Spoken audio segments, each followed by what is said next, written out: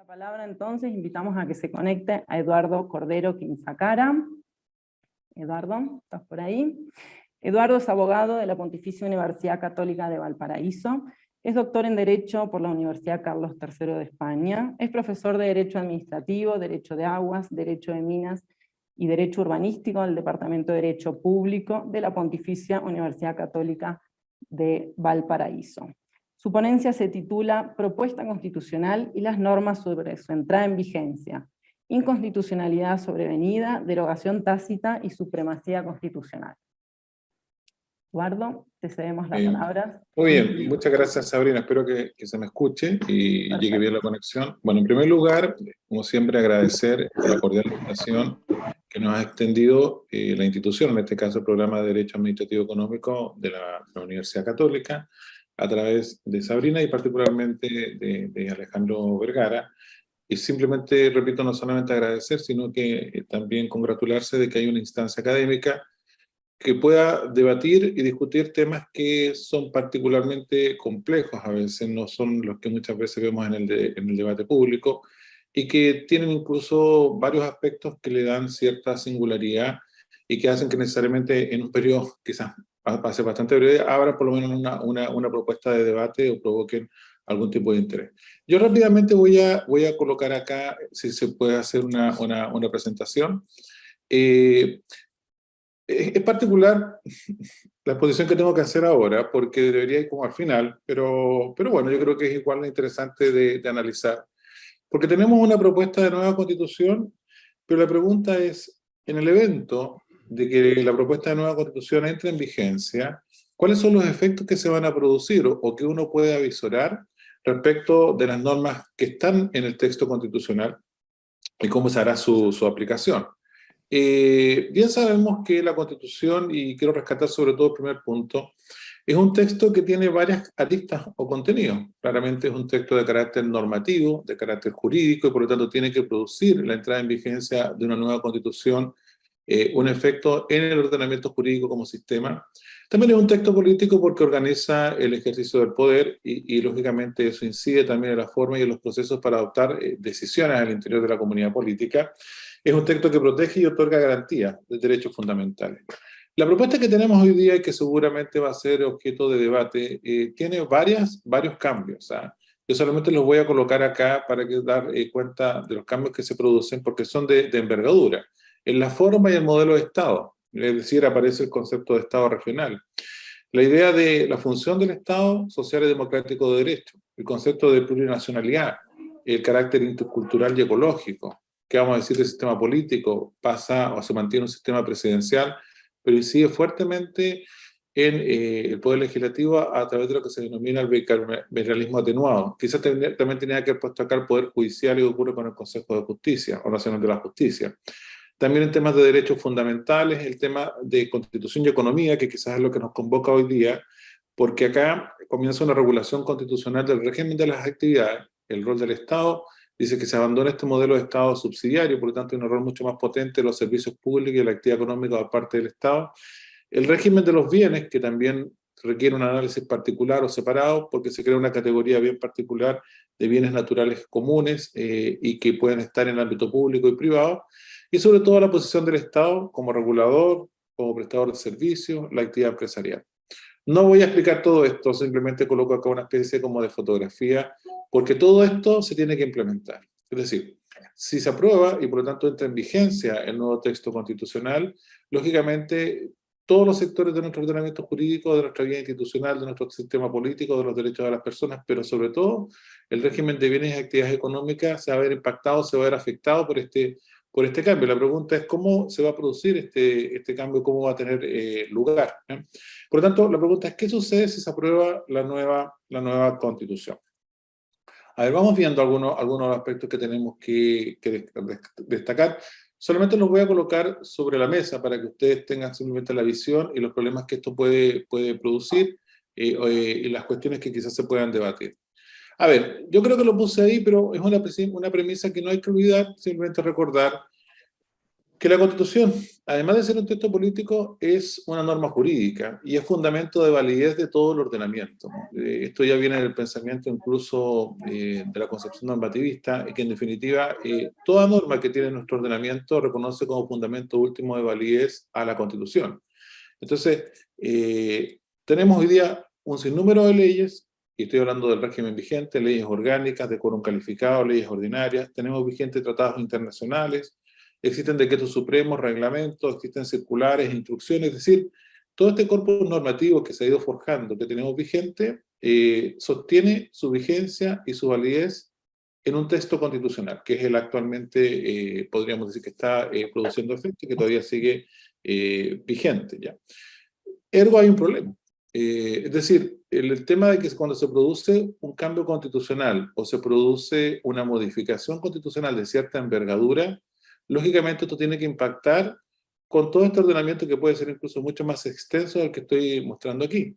Porque bien puede suceder, y ocurre, que muchas de las disposiciones, ya sea a nivel legal, a nivel administrativo, no conversen o establezcan soluciones que son contrarias al nuevo texto constitucional o a la reforma constitucional que se ha implementado. Es algo que nosotros hemos vivido. Hemos vivido cuando entró en vigencia la vigente Constitución en marzo de 1981. Lo hemos vivido especialmente también con la reforma del año 2005, cuando también se hicieron varias reformas y mucha legislación no estaba concorde o no conversaba con esa reforma constitucional que fue de cierta, repito, envergadura. Y esto ha dado lugar al problema de la compatibilidad de la Constitución con el ordenamiento jurídico vigente. No es algo nuevo tampoco en el derecho comparado, solamente acá lo voy a un poquito a recordar. La pregunta que se hace uno, bueno, ¿qué sucede con la normativa, o la normativa podríamos decir infraconstitucional? Toda normativa que está debajo de la Constitución, textos legales, textos reglamentarios, normas administrativas, miren, ordenanzas municipales, por ejemplo, circulares, órdenes de servicio que se han emitido dentro de la propia administración. Hay distintas soluciones, la verdad, que creo que son bastante conocidas, pero es bueno recordarlas. En algunos casos, por ejemplo, esto ocurrió en 1949 con la entrada en vigencia de la Ley Fundamental de Bonn, había una cláusula general que establecía que en definitiva todos los preceptos que fueran contrarios a la Ley Fundamental dejaban de tener vigencia. Y por lo tanto esto determinaba que había una derogación tácita, con una particularidad, es decir, no solamente una norma de rango superior, sino que una norma posterior tenía la capacidad de derogar normas legales e incluso administrativas vigentes. Y esa fue la solución que se siguió en el caso de Alemania y que siguieron en este caso el Tribunal Constitucional. Pero la derogación tácita, y es bueno tenerlo presente, tiene una particularidad. La derogación tácita implica un proceso de interpretación, que en una primera fase significa establecer de que hay un precepto que es contrario a la Constitución. Y en la medida que sea contrario, tenemos que entender de que no está vigente. En la vieja derogación tácita definía en el artículo 52 del Código Civil, pero repito, que tiene esa particularidad. Y como no está vigente, es decir, porque entró en vigencia el nuevo texto constitucional, opera por el solo Ministerio de la Ley. Y lo que tiene que hacer el operador jurídico es simplemente constatar esa no vigencia.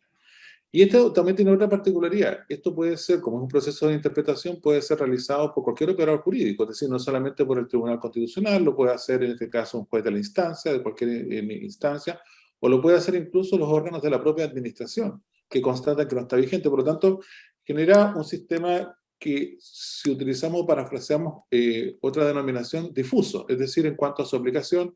Y lógicamente ustedes entenderán que esto al final va a conllevar algún tipo de discusión en el sentido de que si realmente el precepto está o no vigente y que tendrá que ser resuelta en algún momento por el órgano que corresponda, normalmente los tribunales.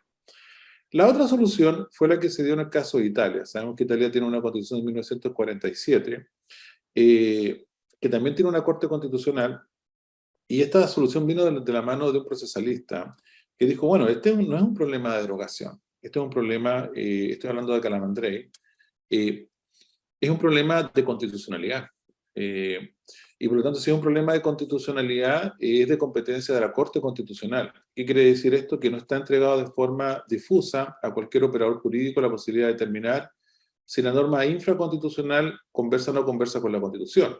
Tiene que ser el Tribunal Constitucional que tiene que determinar su vigencia o no. Y por lo tanto, no es un problema de derogación tácita, sino que es un problema, y ahí viene la denominación, de inconstitucionalidad sobreviniente. Es decir, una norma que bajo el anterior texto era constitucional, con el cambio constitucional, con la nueva norma que entra en vigencia, se produce este efecto de inconstitucional sobrevenida, pero que solamente puede ser declarada por aquel órgano o aquella entidad que está llamada a pronunciar sobre un problema de constitucionalidad. La verdad es que las dos soluciones son interesantes, pueden ser bastante discutibles. Por ejemplo, en el caso de España, lo que se hizo fue adoptar las dos. Es decir, el propio Tribunal Constitucional español señaló de que sin perjuicio de que ellos pudieran constatar una inconstitucionalidad sobreviniente, hay que recordar que la Constitución de España es de 1978, eso no obstaba de que existiera también fenómenos de derogación tácita y así lo declarara el operador jurídico respectivo. Y también una discusión que llegó a Chile, ¿eh? Llegó a Chile y uno lo ve en varios pronunciamientos, un poquito eh, mm, lentamente comienza en la década de los 90, pero se ve sobre todo en la década del 2000, hasta que llega un pronunciamiento el año 2009 por parte del Tribunal Constitucional, en donde en principio daba a entender de que sin perjuicio de que pudiera constatar una inconstitucionalidad sobreviniente, eso no obstaba a que se produjera un efecto de derogación. Hasta que allá por el año 2017 se planteó una disputa bastante conocida entre el Tribunal Constitucional chileno y la Corte Suprema, porque la Corte Suprema consideró derogado tácitamente preceptos, en este caso era de la ya derogada ley de migraciones o la ley de extranjería, a propósito del derecho contra el matrimonio, y el Tribunal Constitucional reaccionó rápidamente señalando de que ese problema no era un problema de derogación tácita, sino que era un problema de inconstitucionalidad sobreviniente y por lo tanto le correspondía a él. Es lo que algunos denominaron, no sé si fue la prensa o el ámbito académico, lo que llamaron choque de trenes, ¿vale? Eso fue un poco la solución. ¿Cómo enfrenta el tema o cuál es la propuesta que hay en el borrador de constitución o en la propuesta de constitución? Primero tenemos que recordar que la reforma que se hizo, justamente se estableció que la convención podría establecer disposiciones especiales para la entrada en vigencia de algunas normas o capítulos de la Constitución, lo que es bastante razonable, y se preocupa especialmente respecto de las autoridades electas por votación popular, que en principio y por regla general se tiene que respetar el periodo, salvo que la institución que integra desaparezca, ¿ya? Y en segundo lugar, también tiene que indicar si se crean nuevos organismos, cómo las nuevas autoridades se van a incorporar a sus cargos. Ustedes se darán cuenta que la verdad es que es una norma que está ahí, es casi como una suerte de consejo. Ve usted cómo va a hacer, podríamos decir, el aterrizaje o la aplicación o la entrada en vigencia de la Constitución. Pero hay que tener presente que acá hay un problema también de adaptación del ordenamiento jurídico vigente al nuevo texto constitucional. Hay un problema también de gobernanza que va a ocurrir en un periodo temporal y lógicamente, y es generalmente compartido, de que la aplicación inmediata e in integrum de un texto constitucional no necesariamente va a ser algo podríamos decir, que produzca efectos benéficos, por lo tanto hay que hacer una bajada lenta. Pues bien, ¿qué dice el artículo primero transitorio de la Constitución? Que una vez que entre en vigencia esta Constitución de su publicación en el Diario Oficial, dentro de los 10 días siguientes, o a partir de la promulgación 10 días siguientes, se va a producir primero el efecto de derogación de la Constitución actualmente vigente. La regla general es que se deroga sin perjuicio de algunas reglas que se pueden mantener y efectivamente se van a mantener vigentes, pero si uno empieza a hacer un catastro se va a dar cuenta de que la derogación va a implicar aspectos bien importantes de lo que se denomina la parte dogmática de la Constitución, temas que tienen que ver con los principios y el sistema que sustenta la Constitución, temas que tienen que ver con derechos fundamentales, además también con mecanismos y recursos, por lo tanto, entra en vigencia buena parte de la Constitución. Hay alguna transitoriedad, por ejemplo, en lo que va a ocurrir con el Congreso Nacional vigente, que va a surgir luego, el 2006, un Congreso de Diputadas y Diputados, y también temas que están vinculados con lo que va a ocurrir con la Cámara de las Regiones y el Senado. Pero acá viene la regla que me gustaría destacar. Eduardo, perdóname, le quedan 3 minutos. Sí, gracias. Que esta es la norma central, y esto justamente les voy a pedir que pongan especial atención. Dice, toda la normativa vigente, artículo 2º transitorio, seguirá en vigor mientras no sea derogada, modificada o sustituida, o mientras no sea declarada contraria a la Constitución por la Corte Constitucional de acuerdo al procedimiento establecido en esta Constitución. ¿Por qué es importante esta norma? Porque, en definitiva, inhibe dos procesos que son bien importantes. Inhibe la posibilidad de entender que hay derogación tácita. Es decir, y habla de toda normativa que es de carácter legal y de carácter reglamentario. ¿ah? Es decir, no está hablando, y de hecho la propuesta original era toda ley vigente, y ahora dice toda normativa. Por lo tanto, insisto, y es que hay que dejarlo bien en claro, se produce este efecto que acabo de señalar, de que la entrada en vigencia del nuevo texto no significa ex iure la derogación de textos vigentes, y estas tendrán que modificarse y dejarse sin efecto siguiendo los procedimientos de modificación de ley, de modificación de reglamento, o salvo que la nueva Corte Constitucional, que va a empezar a operar, se supone en abril del año 2023, tome una decisión a este respecto. Y acá viene una norma que es bastante delicada. Dice, a partir de la publicación de esta ley, los jefes de servicio de los órganos del Estado deberán adaptar su normativa interna de conformidad con el principio de supremacía constitucional. Y acá sí que produce cierto ruido, porque ustedes ven, los jefes de servicio efectivamente tienen que adoptar qué normativa interna, la que ellos pueden regular internamente, que normalmente son instrucciones y circulares. Estamos hablando muchas veces de servicios públicos. Y ahí se pueden plantear algunos debates que pueden ser de interés, porque creo que hay algunas normas, yo lo mencioné, que se aplican de forma directa. Por ejemplo, solamente para colocar un caso, el derecho a huelga. Puede efectivamente un jefe de servicio, en este caso de la Dirección de Trabajo, decir, ¿sabe qué? Yo entiendo que esa norma está vigente, entra en aplicación y por tanto yo voy a implementar por la vía de normas administrativas el derecho a huelga. Solamente lo dejo planteado porque puede plantear justamente esta primera gran discusión. Por lo tanto, y ya para ir finalizando, hay una derogación de la Constitución vigente. Se mantiene en vigor la normativa vigente, tanto legal como reglamentaria, salvo que sea modificada o derogada, o salvo que sea declarada contraria a la Constitución por la Corte Constitucional. Los jefes de servicios tienen que hacer esta adaptación, y yo creo que acá hay un punto que puede ser bastante delicado y va a dar lugar a bastante discusión. Y también tenemos normas de carácter transitorio. Solamente ya para terminar, les voy a pedir ahí un pequeño minuto para terminar. Hay un cuadro que salió en la prensa que yo les voy a compartir acá después, pero que me pareció que es bastante útil para comprender este efecto. Entra en vigencia la Constitución, pensemos en octubre del año 2022. De inmediato, los jefes de servicio deben adoptar su normativa interna. Entra en vigencia el mecanismo transitorio de modificación que va a regir hasta el año 2026. Y acá se produce un efecto de inmediato que seguramente se va a comentar. Todos los derechos de agua se transforman en autorizaciones de uso, es decir, de la noche a la mañana se va a producir un cambio bastante importante en este ámbito. El Tribunal Constitucional va a dejar de conocer causas en ese periodo, es decir, desde octubre ya no van a plantearse cuestiones que tienen que ver con temas de inaplicabilidad del tribunal, bueno, y desaparece lógicamente el control preventivo. Comienza la implementación progresiva de la regla de paridad de los órganos colegiados, en este caso del Estado. Y luego, solamente para mencionar en esta línea que es mucho más larga, ustedes se darán cuenta, en abril del año 2023 comenzará a instalarse la Corte Constitucional. Este es un trayecto bastante largo, es un trayecto, si ustedes se dan cuenta, bastante extenso, pero me detengo acá solamente el 11 de marzo del 2026, y con esto ya voy terminando. En donde ya deja de regir el mecanismo transitorio de modificación. El noviembre del 2025 habrá elección de presidentes y parlamentarios.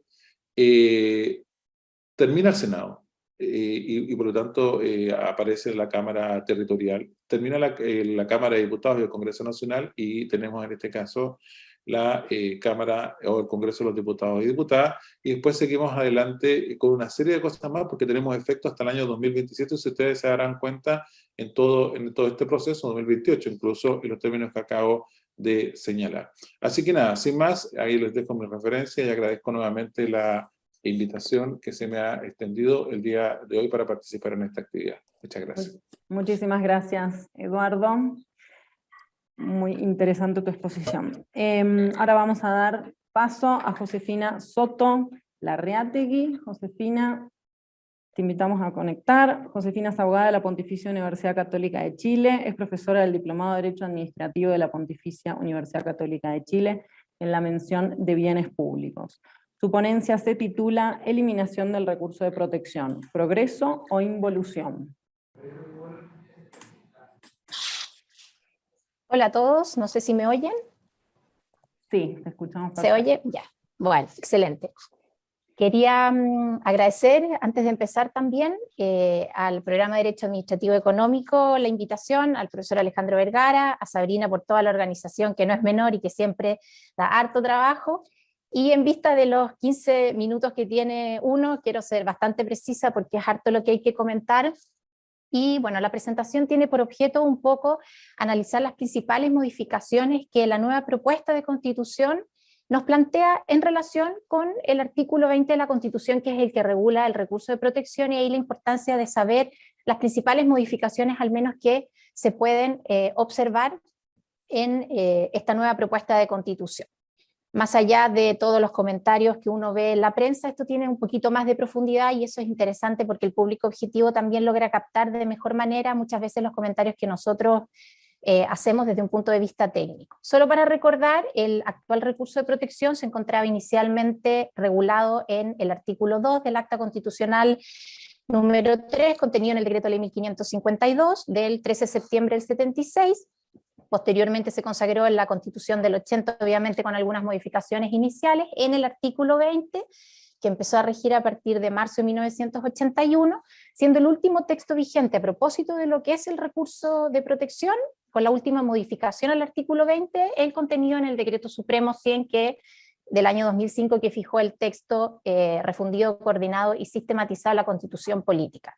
Creo que no está de más nunca recordar qué es lo que dice el artículo 20, y aquí lo voy a leer, digamos, bastante rápido, pero solo para recordar, porque lo voy a comparar con la propuesta de nueva Constitución, que es bastante extensa.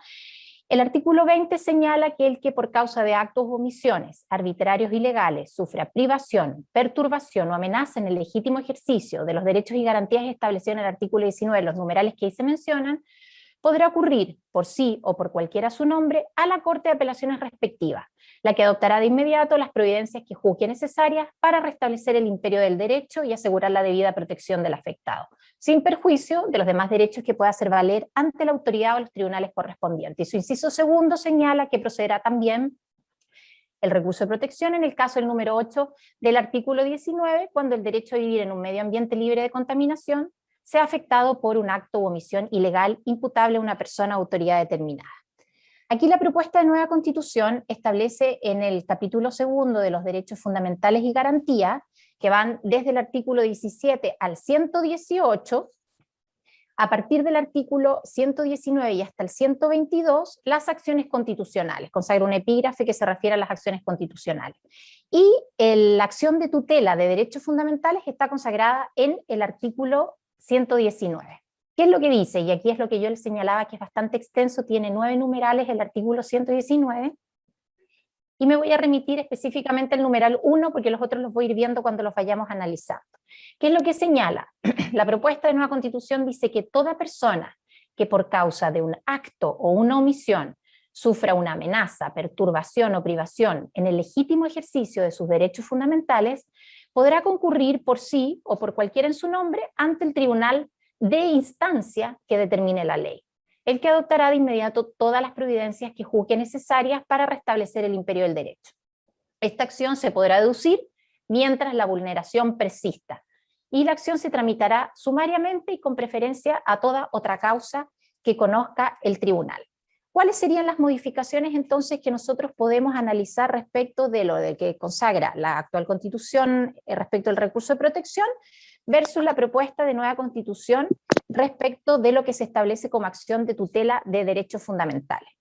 Los principales hitos sería el tribunal competente y su aplicación, del recurso, de la acción de tutela, la ampliación de derechos protegidos, el fundamento de la acción de tutela, el procedimiento, la legitimación activa y la nacionalidad. Respecto del tribunal competente, aquí la Constitución señala que es la Corte de Apelaciones respectiva, y el numeral 1 del artículo 119 señala que se interpondrá ante el tribunal de instancia que determine la ley. Entonces aquí nosotros nos preguntamos cuál sería el órgano jurisdiccional que determinará la ley como tribunal de la instancia. Por de pronto hay que señalar efectivamente que la Corte de Apelaciones respectiva no sería, pues ella conoce de la apelación de la sentencia definitiva, tal como lo señala el artículo 119, número 6 de la propuesta de nueva Constitución. Entonces es válido preguntarlo si, bueno, si no son si en el fondo no es la Corte de Apelaciones, aquí, ¿quién serían los tribunales civiles? O sea, los jueces de primera instancia, con competencia civil, podrían ser los órganos jurisdiccionales habilitados. Muchas gracias por la atención. Entonces, una consulta. ya que no podría ser obviamente el juez de la instancia en competencia laboral, de familia, ni menos penal. Entonces, de determinarse por la ley que el órgano competente son los jueces de la instancia con competencia civil, sería relevante señalar que, según información extraída, por ejemplo, en la base de datos del Poder Judicial, durante el año pasado, durante el año 2021, los jueces de la instancia se interpusieron acciones civiles, alrededor de 670.000 acciones judiciales civiles. Y solo respecto de la sustanciación en los procedimientos sumarios, esta se demoró alrededor de casi 9 meses. Esto para hacer una comparación de por qué si es que fuesen los tribunales de la instancia con competencia civil los competentes, y cómo se tramita sumariamente esta acción de tutela, más o menos 9 meses se demoraría en la tramitación.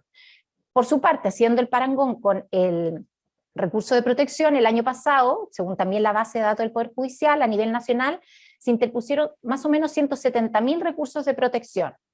Y el promedio de tramitación de todas las cortes fue alrededor de 3 meses, más o menos 83 días. Entonces, tales datos permiten en el fondo prever una consecuencia lógica que va a ser el aumento de la carga de trabajo de los tribunales que serán competentes para conocer de esta acción de tutela.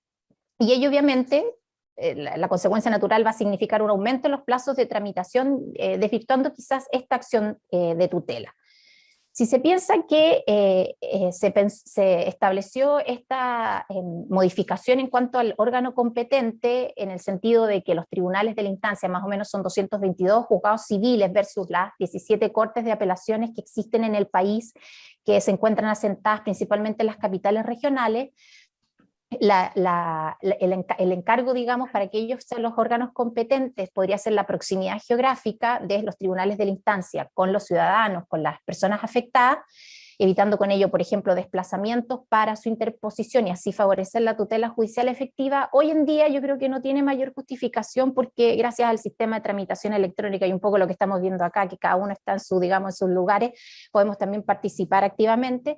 Hoy en día es factible interponer estas acciones, cualquiera sea, a través de la página web del Poder Judicial, de la Oficina Virtual Judicial. Entonces aquí se eliminarían las barreras de acceso a la justicia, o al menos se reducen considerablemente. Otra opción que podría darse es que la ley determinara que son los tribunales administrativos los competentes. Y aquí es interesante ver, porque según el artículo 332 de la propuesta de nueva Constitución, se van a crear estos tribunales administrativos. Y ellos van a conocer y resolver todas las acciones dirigidas en contra de la administración del Estado. Y aquí al menos habrá un tribunal administrativo en cada región del país, y además podrán funcionar en salas especializadas. Aquí también hay que tener en cuenta que la propuesta de nueva Constitución, en la disposición 44ª transitoria, señala que dentro del plazo de 3 años, dentro de lo que hablaba Eduardo también de las disposiciones transitorias, dentro del plazo de 3 años desde la entrada en vigencia del nuevo texto, de ser aprobado, el presidente de la República debe presentar él o los proyectos de ley para establecer los tribunales administrativos. Además, estarían fusionándose otros tribunales, como los tribunales tributarios aduaneros, el Tribunal de Propiedad Industrial, el Tribunal de Cuentas y el Tribunal de Compras y Contratación Pública, que además se encargaría, si es que fuese estos tribunales, de analizar todas las acciones de tutela de derechos fundamentales. En cuanto a la aplicabilidad de la acción de tutela, esto también es relevante porque la disposición 42ª transitoria de la nueva propuesta de Constitución señala que mientras no se promulgue la ley que regula el procedimiento de estas acciones constitucionales, entre otras cosas la que va a establecer cuál es el tribunal competente, van a mantenerse vigentes todos los autos acordados dictados de la Corte Suprema sobre tramitación y fallo. Por ejemplo, el del recurso de protección de las garantías constitucionales, contenido en el auto acordado 94 del 2015 y su última modificación en el año 2018. Y señala que obviamente el tribunal competente para conocer de la acción de tutela, en este caso concreto, sería igual la Corte de Apelaciones respectiva, y sus resoluciones serían apelables ante la Corte Suprema, manteniendo, digamos, lo mismo que existe hasta la dictación de la ley. ¿Cuál es otro de los aspectos que también consagra la acción de tutela? Aquí podemos ver la ampliación de derechos protegidos. Aquí el artículo 20 consagra taxativamente cuáles derechos son procedentes para interponerse mediante el recurso de protección, que son los contemplados en el artículo 19, que son 19 derechos. La propuesta de nueva Constitución en el artículo 119, numeral 1, dice solo los derechos fundamentales sin mencionar cuáles son ellos. Y aquí es interesante ver, porque de los 19 digamos, artículos que están protegidos en la actual Constitución, que tiene 24, se agregaron 55 nuevos derechos. En total son más o menos 79. Y aquí es irrelevante para saber la jurisprudencia que se va a generar a propósito de esta acción de tutela. Yo puse algunos derechos que son interesantes ver cómo se van a ir concretando en la medida en que esto existe y si es que efectivamente se van a poder garantizar y cómo se van a poder garantizar. Por ejemplo, y solo elegí algunos que me parecen a mí llamativos sin perjuicio de que cualquiera pueda estimar que son otros pertinentes, pero solo para poner algunos aquí el derecho, por ejemplo, que podría interponer cualquier trabajador por no haber podido participar en las decisiones de la empresa. Obviamente está pendiente la dictación de la ley que va a regular estos derechos, pero este podría ser uno de los derechos que podrían interponerse. Lo mismo el derecho que dice relación al cuidado y a reclamar cuando no se provean los medios para que el cuidado de este sea digno. Otro de los derechos, por ejemplo, es el de la vivienda digna, que también tiene que estar establecido según lo que determine la ley, pero podría uno determinar que el espacio, el equipamiento no es suficiente, etcétera, o que no es digna la vivienda, podría perfectamente reclamar porque está amparado por este derecho de tutela. Respecto a los campesinos, también podrían reclamar por ejemplo, contravenciones, privaciones o perturbaciones al libre uso e intercambio de semillas tradicionales. Aquí también está el derecho a la alimentación adecuada y uno podría también presentar una acción de tutela si es que estima que se ha privado de una nutrición completa y pertinente culturalmente. Quiero decir que esto lo estoy un poco, digamos, llevando al sarcasmo, pero es para ver cuál sería la jurisprudencia que podría generarse a propósito de estos derechos protegidos, que es sumamente interesante dada la realidad del contexto. Y este es uno de los derechos que también considero que es bastante relevante, que es el que se establece el derecho a vivir en entornos seguros y libres de violencia. O sea, yo me pregunto el incremento que existirá en las Cortes de Apelaciones de Temuco, por ejemplo, por la violencia que existe en la macrozona sur, y por ejemplo la perturbación y permanente amenaza de sus habitantes respecto de vivir en entornos libres y seguros. Esto también podría darse, un segundo, Eugenia. Daría cabida. Y por último, o si no en su defecto, lo que pasa perdón, aquí te quedan en Plaza, 3 minutos. y lo que pasa en Plaza Italia. Esos serían los derechos. Después, en cuanto al fundamento de la acción de tutela, la propuesta de nueva Constitución solo permite que se interponga por un acto o una omisión. Aquí se elimina completamente la ilegalidad y la arbitrariedad, que son uno de los elementos que se analizan, pensando que se va a generar, yo creo que un aumento elefantiásico de tutelas, porque sería bastante amplio. En cuanto al procedimiento, señalar que se puede deducir mientras exista la vulneración. Entonces, uno podría decir o desprender que no tiene plazo esta acción de tutela para que se interponga. Se tramita sumariamente, tiene preferencia respecto de otras causas, y aquí yo creo que es lo relevante, pierde toda la naturaleza que tiene hoy en día el recurso de protección porque la convierte en una acción subsidiaria. Solo será procedente cuando la persona afectada no disponga de otra acción, recurso o medio procesal para reclamar su derecho. Por tanto, existiendo otra acción o recurso, no tiene mayor, digamos, significancia esta acción de tutela. Y queda además a discreción del tribunal el procedimiento judicial a determinar cuando acoge o rechace la acción, lo que no sucede con el recurso de protección, porque hoy en día la Corte de Apelaciones, cuando por ejemplo acoge un recurso, deja sin efecto determinado acto, o si es en caso de una omisión, ordena ejecutarlo o digamos dictarlo, lo que no se daría en este caso. También se establece una especie de unificación de jurisprudencia, ya que en caso de que existan apelaciones de sentencias definitivas, cuando existan interpretaciones contradictorias sostenidas en una o más sentencias firmes emanadas de Corte de Apelaciones, va a ser la Corte Suprema la que va a determinarlo. Respecto a la legitimación activa, que es sumamente interesante porque establece dos órganos autónomos con personalidad jurídica y patrimonio propio, como la Defensoría del Pueblo y la Defensoría de la Naturaleza, los que pueden en el fondo interponer esta acción de tutela por vulneración de derechos, tanto de la naturaleza como de pueblos indígenas y tribales. Y por último, va a terminar y estar dentro del plazo, respecto de la nacionalidad, también aquí se establece una modificación. Hoy en día existe la Corte Suprema dentro de un plazo de 30 días para poder interponer cualquier persona que sea, digamos, afectada por un acto que prive su nacionalidad o se desconozca o resolución de la autoridad, tiene una disposición específica y un recurso específico. Hoy en día se suma dentro de la acción de tutela que está contemplada en el artículo 119, número 7 de la propuesta, y aquí lo conocerían los tribunales de la instancia. Eso sería, Sabrina. Muchas gracias. Muchísimas gracias, Josefina, súper clara tu presentación. Muchas gracias. Ahora damos lugar entonces a Alejandro Vergara. Alejandro Vergara es licenciado en Ciencias Jurídicas y Sociales por la Universidad de Concepción. Es doctor en Derecho por la Universidad de Navarra, España, es postdoctorado en Derecho por la Universidad de Pau, Francia, y es profesor titular de Derecho Administrativo de la Pontificia Universidad Católica de Chile. Su ponencia se titula Potestad reglamentaria en la nueva Constitución. Alejandro, te invitamos a activar tu audio, por favor. Muchas gracias, Sabrina. Muy buenos días a todos. Me refiero en esta exposición, por segunda vez en este ciclo, ahora de un modo más detallado respecto de los aspectos de conexión con las fuentes del derecho, al reglamento autónomo en la propuesta de constitución. Compartiré una presentación, no sé si está a la vista.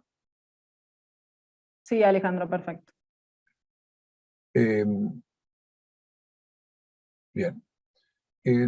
He puesto la Casa de Moneda en la imagen, precisamente pues el reglamento autónomo dice relación con una competencia del presidente de la República.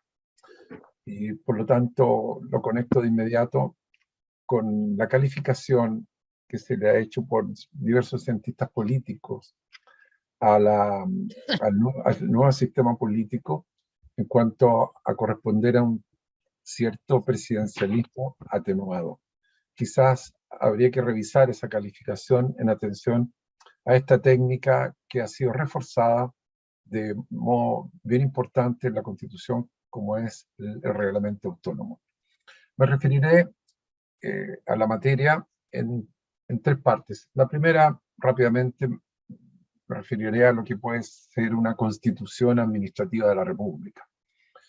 En segundo lugar, a las tres bases de toda democracia y el derecho administrativo, y cómo conectamos este tema con las bases de la democracia, y luego con el derecho administrativo. Es un tema muy peculiar del derecho administrativo, el de los reglamentos, y sobre todo el de los reglamentos autónomos, que se nos escapa algo y tiene conexiones con el principio de legalidad. Enseguida me refiero al caso del reglamento autónomo y ya podremos ver cómo se produce esto anunciado, que hay una pérdida del primado de la ley. En primer lugar, la Constitución Administrativa de la República. ¿A qué nos referimos cuando hablamos de eso? Nos referimos al caso de la conexión entre la Constitución y la acción de la administración. La acción de la administración regularmente se lleva adelante por los órganos administrativos que han sido creados por una ley, en pleno respeto al llamado principio de la legalidad. De ahí que todos hablamos de cierto primado o reinado de la ley, pues todos los valores que contempla la Constitución son al mismo tiempo desarrollados por las leyes, los cuales tienen una posición muy relevante en el sistema de fuentes del derecho. Y la jerarquía que nosotros habitualmente establecemos es que en primer lugar ponemos a la Constitución en virtud de la supremacía constitucional, y enseguida, únicamente, sin compartir desde el punto de vista formal esa segunda jerarquía, está la ley. Y lo que puede llegar a sustituir a la ley son los principios generales del derecho que los jueces a veces, cuando hay vacío normativo de las leyes, incorporan en la resolución de sus causas. Y en una tercera jerarquía, a lo que ya no le llamamos fuentes del derecho, sino que son simplemente desarrollos en la ejecución, están los reglamentos, los actos administrativos y otras decisiones de los órganos administrativos. Hay ciertos contenidos mínimos de una constitución que dicen relación con el derecho administrativo, y los veremos enseguida. Bien, el segundo tema que quiero analizar a través de 3 partes, y simplemente como contexto antes de analizar el reglamento autónomo, son las 3 bases de toda democracia y del derecho administrativo.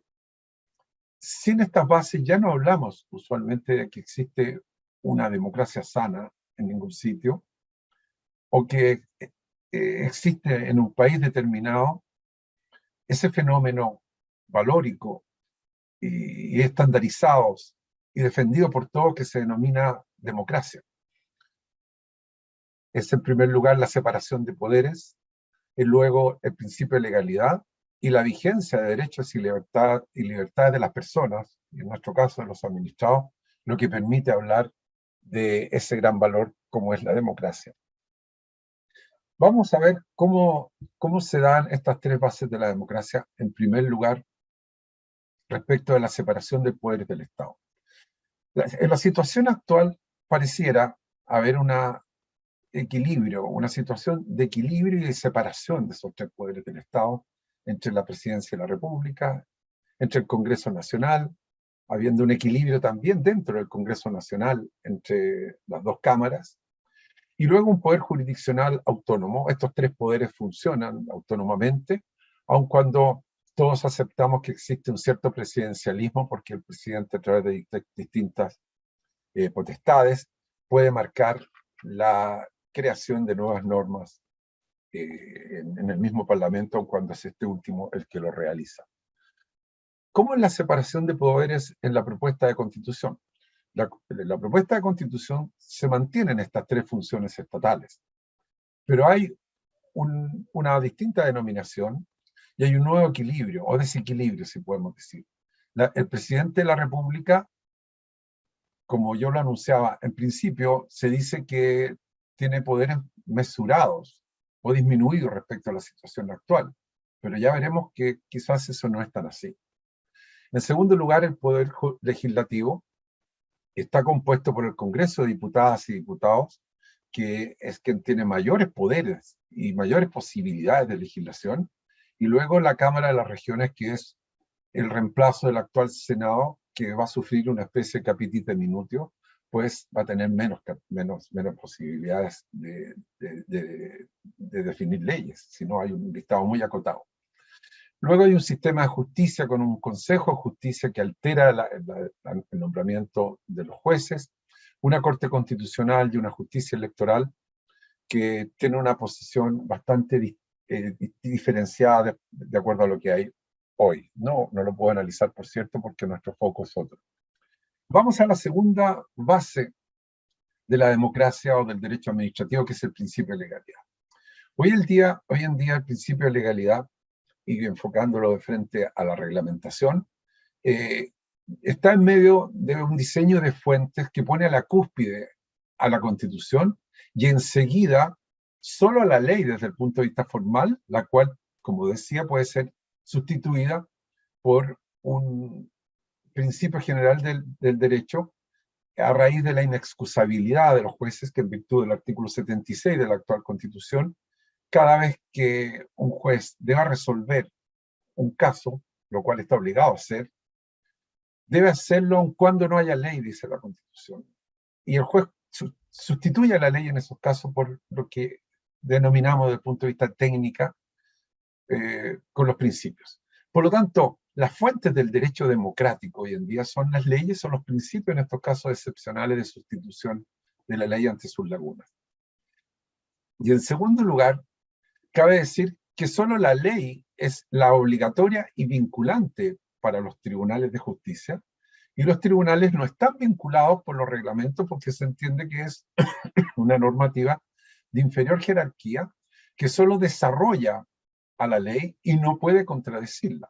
Por lo tanto, los reglamentos tienen en nuestro sistema un método de control difuso por cada tribunal. Los tribunales le deben primero respeto y lealtad a la ley, y por lo tanto, si hay un reglamento que la contradice, el tribunal simplemente inaplica ese reglamento. Y el único reglamento que operó y opera en nuestro sistema es el reglamento de ejecución, porque en virtud de la cláusula del artículo 63, número 20 de la Constitución, solo la ley puede regular de modo general una institución jurídica dentro de nuestro sistema.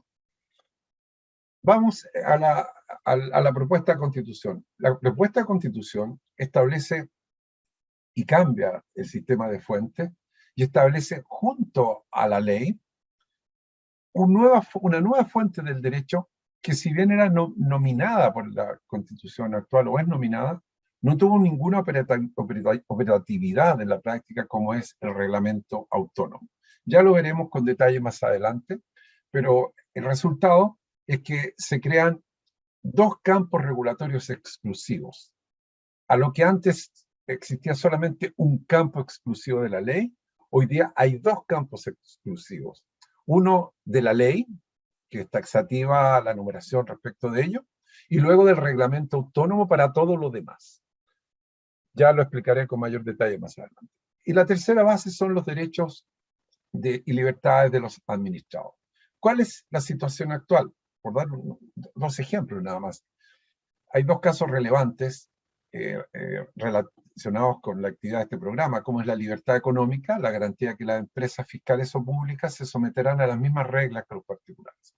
Y hay otra garantía que es el respeto a la propiedad, que en caso de indemnización se paga al afectado, el daño se compensa con el daño patrimonial efectivamente causado. En la propuesta de constitución hay una degradación respecto de esto que he señalado, junto a una importante enumeración y valoración de múltiples otros derechos y garantías. Pero la libertad económica ya no tiene la garantía de la igualdad de trato en cuanto a la actividad de las empresas públicas, o al menos guarda silencio la Constitución o la propuesta de Constitución, y el derecho de propiedad y expropiación se altera el concepto por el de justo precio. Los menciono esto para ver su conexión con el reglamento autónomo. Bien, vamos al caso del reglamento autónomo en el borrador de la Constitución. Hay una pérdida del primado de la ley, ya lo he anunciado. Lo analizaré en estos 6 puntos muy rápidamente. En primer lugar, vamos a analizar el articulado de la propuesta. Vamos a ver que hay una falta de un efectivo control jurídico del reglamento autónomo. Queda casi en manos de la discrecionalidad del presidente de la República. Hay consecuencias en las fuentes del derecho. Mencionaré 2 ejemplos, el justo precio y la minería, y otras ramificaciones y una coda final respecto a 2 autores importantes. Veamos cómo está establecido el reglamento autónomo en la propuesta de nueva Constitución. Por decirlo así, este es una exégesis o un análisis dogmático del mismo. En primer lugar, tiene el reglamento autónomo ahora la calidad que nunca había tenido, y esto es extrañísimo, incluso en el derecho comparado de este mismo modo, como existe hoy. Se establece un listado taxativo por una parte en materias de ley. El artículo 264 de la propuesta establece un listado de 17 casos en los cuales la ley puede regular una cierta materia. Y la última de esos números señala que también podrá hacerlo en todos los otros casos en que la propia Constitución exija que sea a través de una ley. Y la Constitución establece un centenar de casos en los cuales se invoca a la ley para regular una materia. Esa es la primera regla. La segunda regla, del 288.2, le entrega al presidente de la República, a través de esta potestad reglamentaria autónoma, la posibilidad de regular todas las restantes materias que no estén en esa enumeración taxativa de la ley. Así lo dice expresamente. Dice, en todas aquellas materias que no estén reservadas exclusivamente a la ley, podrán ser materia de la potestad reglamentaria autónoma. Lo cual es confirmado por el artículo 381F de la Constitución, que se refiere a lo mismo. Alejandro, te quedan 3 minutos. Muy bien, no hay duda alguna de que la propuesta constitucional ha creado 2 campos autónomos de regulaciones. Uno para el Poder Legislativo, muy acotado a través de las leyes, a la enumeración que señala la Constitución. Son importantes materias igualmente, pero es acotado. No puede el legislador abarcar otros campos que no sean aquellos que la Constitución le señala. Y enseguida para el presidente de la República a través del reglamento autónomo. Ustedes ven que entonces el reglamento autónomo ya deja de tener el rol de reglamento de ejecución anterior, que sigue existiendo también, que es mero complemento a una ley, y pasa a ser una fuente del derecho. Y eso tiene consecuencias muy importantes en el sistema de fuentes. Además, hay una falta de un efectivo control jurídico del reglamento autónomo. Hasta el día de hoy, la Contraloría controla el reglamento de ejecución porque está bajo el principio de legalidad. Pero en este caso, en que el reglamento autónomo sustituye a la ley en importantes materias, no va a proceder el control de la toma de razón ni el control de la legalidad, porque ya vamos a tener que hablar casi del control de la legalidad y de la reglamentariedad autónoma, porque se trata de una nueva fuente del derecho y es bien discutible cómo va a ser ese enfrentamiento entre el reglamento autónomo en que el presidente de la República se pone en la misma posición de una ley, es como dictar un decreto con fuerza ley, y la Contraloría. En segundo lugar, la Corte Constitucional, en un control político que no es jurídico, solo podrá controlar por a petición de las cámaras, porque no se contempla la inaplicabilidad por inconstitucionalidad de los reglamentos autónomos, lo que es un vacío, me parece. Y en tercer lugar, los tribunales de justicia tienen de frente una fuente vinculante, porque no se origina para los tribunales esa preeminencia que antes tenía la ley, sino pasa a tener, por decirlo así, un nuevo compañero en las fuentes del derecho, y se altera incluso la denominación en la inexcusabilidad, en el artículo que reemplaza al artículo 76 actual de la inexcusabilidad. El nuevo texto es el artículo 317, ya no se dice que los jueces no pueden excusarse de resolver los casos ni a una falta de ley que lo resuelva, sino que ahora se dice de un modo más amplio y genérico, a falta de norma jurídica expresa. Por lo tanto, la Constitución está coordinada con este nuevo rol del reglamento autónomo y le señala directamente a los jueces que están vinculados no solo a la ley, sino que al reglamento autónomo. Y esto significa que los jueces van a tener que fallar de acuerdo a lo que decía también un reglamento autónomo del presidente de la República, y solo ante el vacío de la ley y del reglamento autónomo podrán operar los principios generales del derecho. Las consecuencias en las fuentes del derecho, por cierto, hay un desequilibrio de poderes al respecto. Cambia la situación actual de los equilibrios. En segundo lugar, hay un cambio dentro del Estado de Derecho. Normalmente hay normas secundarias y subordinadas a la ley, como son los reglamentos o la actividad de la administración, que es la que lleva adelante el presidente de la República. Rompe una tradición de Occidente, incluso, de separar las funciones de producción de las normas, que es el del legislador, de la ejecución, que están a cargo de la administración y de la jurisdicción. En el sistema de fuentes se produce una deconstrucción del reinado de la ley y, por lo tanto, su degradación. En fin, se produce el fenómeno de teoría normativa que se llama descongelación del rango normativo. La congelación del rango normativo es cuando algo es materia de ley y siempre se mantiene como materia de ley, y solo una ley puede derogar la ley anterior. Pero al descongelarse el rango normativo, en aquellos casos que se le entrega al reglamento autónomo, se va a producir la curiosa situación que en el futuro un reglamento autónomo puede derogar una ley anterior que regulaba la materia que ahora está autorizado para ello el reglamento. Y eso es el efecto. En fin, dos ejemplos doy. El justo precio de la indemnización, el artículo 78.4 de la Constitución, lo excluye de la ley. Todos los restos de los numerandos le encarga a la ley la regulación en relación a la propiedad. Pero el justo precio, curiosamente, no lo encarga la ley. Por lo tanto, está encargado al reglamento autónomo. Y ahí se va a producir entonces una descongelación del rango normativo del artículo 38 del decreto ley 2186 de procedimiento de expropiación. El justo precio lo va a regular en el futuro, si es que se aprueba esta Constitución, un reglamento autónomo. La regulación de la minería es lo mismo. El 145.2 excluye a la ley de la regulación de la minería. Y ahí la degradación es mucho mayor, porque el rango normativo baja no solo de la ley al reglamento, baja desde la regulación constitucional de la minería, la regulación por ley orgánica constitucional, a un simple reglamento. Por lo tanto, es realmente mucho mayor. Y esto tiene ramificaciones, por cierto, en las acciones jurisdiccionales. El juez, como decía, quedará vinculado al reglamento autónomo, la derogación de las leyes por los nuevos reglamentos. En fin, quiero decir que ni Kelsen ni Schmidt, que en todo estuvieron desacuerdo, podrían haber visto esto como algo normal, porque ambos distinguían las sedes de producción y ejecución de las normas. Muchas gracias. Con eso he terminado, Sabrina. Perfecto, Alejandro, muchísimas gracias por tu presentación, muy clara también.